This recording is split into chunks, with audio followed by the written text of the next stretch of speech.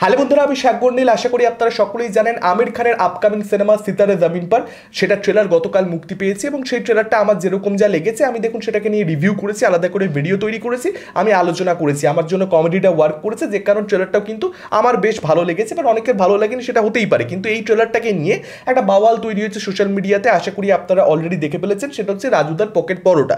রাজুদার মতন একজন এখানে অভিনেতা রয়েছে যিনি কোথাও একটা ইন্টেলেকচুয়াল ডিসেবিলিটিস যার মধ্যে রয়েছে, সেই অভিনেতার সঙ্গে রাজুদার কোথাও একটা সিমিলারিটিস ড্র করা হচ্ছে যে একই রকম দেখতে, এবং যেটা সত্যি কথা সেখানে অস্বীকার করবার কিছু নেই। এবার সেটাকে নিয়ে মিমস তৈরি করা হচ্ছে, সেটাকে নিয়ে খিল্লি হচ্ছে, প্রচুর সোশ্যাল মিডিয়াতে শেয়ার টেয়ার করা হচ্ছে, সেটার বিরুদ্ধে অনেকে বলা বলি করছে যে এরকম হওয়া উচিত নয়, এটা কী ধরনের কমেডি, এটা কমেডি নয়, এটা নিম্ন রুচির, এরকম ধরনের বক্তব্য আমরা চারিদিকে দেখতে পাচ্ছি। এখন আমার বক্তব্য কী দেখুন, ব্যাপার হচ্ছে আমি যখন ট্রেলারটা দেখেছি আমি না তখন বিষয়টা অতটা নোটিস করতে পারিনি, কারণ একটা ট্রেলারের মধ্যে আমাদেরকে তো রিভিউ করতে হয়, 14টা জিনিস দেখতে হয়, আসলে 14টা জিনিসে মাথা লেগে থাকে। সেখানে কে রাজুদার মতো দেখতে, কে আমার বাবার মতন দেখতে, আমি সত্যি বলতে এগুলো নিয়ে ব্যতিব্যস্তই থাকি না। একটা পার্টিকুলার সিনের জন্য এসেছিল, সেখানে একটা ডায়লগ ছিল গার্লফ্রেন্ডকে নিয়ে, ওই রেড ব্লু ওই সমস্ত ডায়লগ ছিল, জার্সির রং নিয়ে আর কি। এবার সেটা বেরিয়েও গেছে, খেয়ালও করিনি। এমন নয় যে প্রচুর সিনস ছিল যে খেয়াল করতে পারবো আলাদা করে।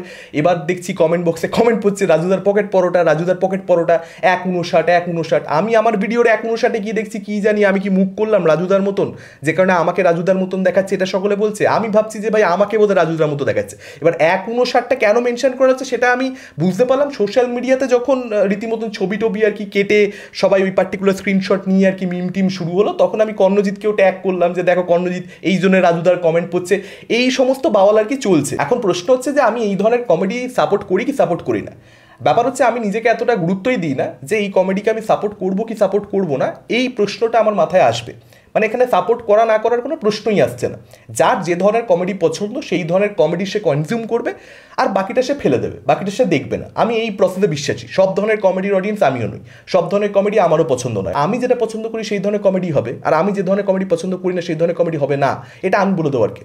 আমাকে সেই জায়গাতে কে পৌঁছে দিচ্ছে, বা আপনাদেরকে কে পৌঁছে দিচ্ছে? তো যে ধরনের কমেডি যে দেখবে সে পছন্দ করবে, সে শেয়ার করবে, সে এনজয় করবে। যে পছন্দ করবে না সে সম্পূর্ণরূপে সেটার থেকে দূরে থাকবে, সে সেটাকে শেয়ার করবে না, সে সেটার ক্রিটিসিজম করবে, যেরকমটা অনেকে করছে। কিন্তু কেউ বানিয়ে দিতে পারে কি বানিয়ে দিতে পারে না, এই ধরনের মিম বা এই ধরনের কমেডি করতে পারে কি পারে না। আমার মনে হয় না আমাদের নিজেদেরকে এত বেশি গুরুত্বপূর্ণ ভাবা উচিত যেখানে আমরা ডিকটেট করবো যে কি হতে পারে আর কি হতে পারে না। সেটা কমেডির বিষয় হতে পারে, সেটা যে কোনো ধরনের ইমোশনের ক্ষেত্রে হতে পারে, সেটা যে কোনো ধরনের ছবির ক্ষেত্রে হতে পারে, বা কোনো ইউটিউবের কন্টেন্টের ক্ষেত্রে হতে পারে, যে কোনো কিছুতে হতে পারে। এখন রাজুদার এই যে পার্টিকুলার মিমটা সিতারে জামিন পারে স্ক্রিনশট কেটে, এই পার্টিকুলার মিমটা আমি কিছু ফানি খুঁজে পাইনি।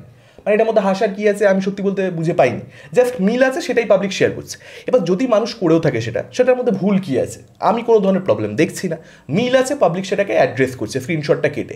এবার যদি সে সেখানে কোনো ক্যাপশন দেয়, যে ক্যাপশানে কোথাও একটা যারা শারীরিকভাবে প্রতিবন্ধকতা যাদের রয়েছে, কিংবা মানসিকভাবে যাদের প্রতিবন্ধকতা রয়েছে, তাদেরকে নিয়ে মজা হচ্ছে, তাদেরকে নিয়ে খিল্লি হচ্ছে, অনেক ক্ষেত্রে ক্যান্সার পেশেন্ট তাদেরকে নিয়ে আমরা দেখতে পাই যে নানান রকমের সেখানে মিম হচ্ছে, সেগুলোকেও শেয়ার করা হচ্ছে। এবার সেটা কোন পর্যায়ে গিয়ে হচ্ছে, কি এক্স্যাক্টলি লেখা হচ্ছে, কোন স্টেজ অবধি নিতে পারবো, কোন স্টেজ অবধি নিতে পারবো না, কারণ আমারও তো একটা লিমিট রয়েছে যে এই অবধি আমার অফেন্সিভ মনে হচ্ছে বা এই অবধি আমার অফেন্সিভ মনে হচ্ছে না, এইটুকু করা যেতে পারে। এবার প্রত্যেকের সেই লিমিটটা আলাদা আলাদা, যে কারণে আমরা কেউই বলে দিতে পারি না যে এটা হতে পারে এটা হতে পারে না, এই কমেডিটা চলবে এই কমেডিটা চলবে না। এটা আমার মনে হয় না ঠিক। মানে এইভাবে যখনই আমরা মানে একটা ডিসকাশন তৈরি করব, তখন সেটার একটা প্রভাব না সব কিছুর মধ্যেই পড়বে। তখন কেউ এসে বলে দেবে ছবিতে এইটুকু দেখানো যেতে পারে, ওইটুকু দেখানো যেতে পারে না, ওটা সেটুকু হতে পারে, এটা সেটুকু হতে পারে না। সিনেমার বেলা সবাই বলবে যে না সিনেমাতে যা খুশি তাই হতে পারে, কিন্তু মিমের বেলা যা খুশি তাই হতে পারে না। কালকে মিমারদেরকে আপনি যদি আটকানো শুরু করেন, কেউ সিনেমা আর্টিস্টদেরকেও আটকানো শুরু করে দেবে। এটা একটা চেন রিয়াকশনের মতন বিষয় আর কি, যে একটাকে ব্লক করছো তো চলো এরপরে এটাকেও ব্লক করা যেতে পারে।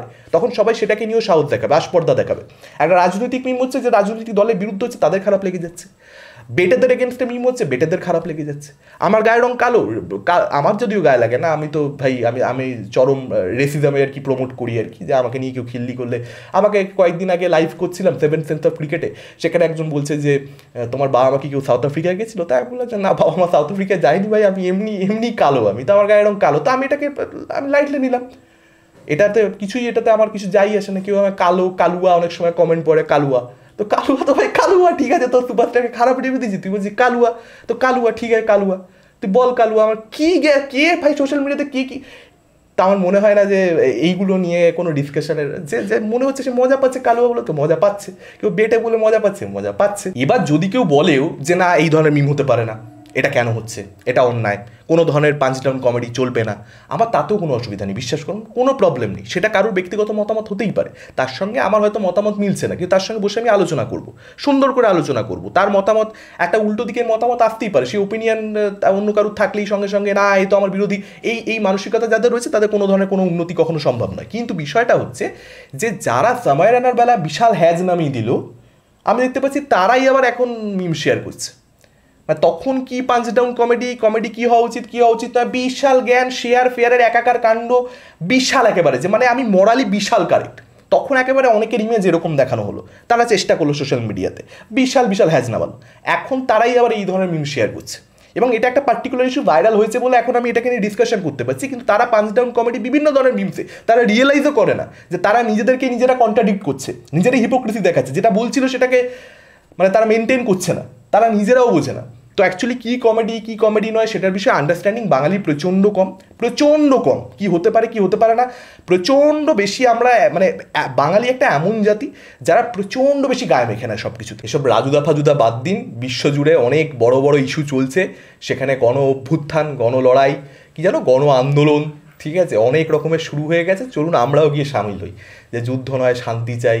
কে ভারত পাকিস্তানের জঙ্গিদেরকে গিয়ে মারছে, কে ভারত? হ্যাঁ আমি ভারতবাসী, ঠিক আছে, নিজেই নিয়ে এইটা হচ্ছে আমাদের মোটো হওয়া উচিত। আপনাদের এই পুরো বিষয়ে কি মতামত, মানে আপনারাই ভেবে দেখুন মতামত, ঠিক আছে, কি আর জ্বালাবেন মতামত, আপনারাই ভেবে দেখুন রিয়েল কমেডি কোনটা। হাসি তো আমার এগুলোতে পায়, তা এখন কোনটা কমেডি কোনটা সিরিয়াস বিষয় পুরো তালগোল পাকিয়ে যাচ্ছে। এই ভিডিওটা ভালো লাগলে লাইক করতে পারেন, শেয়ার করতে পারেন, সাবস্ক্রাইব, আর এই ভিডিওতে সাবস্ক্রাইব কি সিনেমার ভিডিও দেখুন, ভালো লাগলে সাবস্ক্রাইব করুন। Thank you, tata.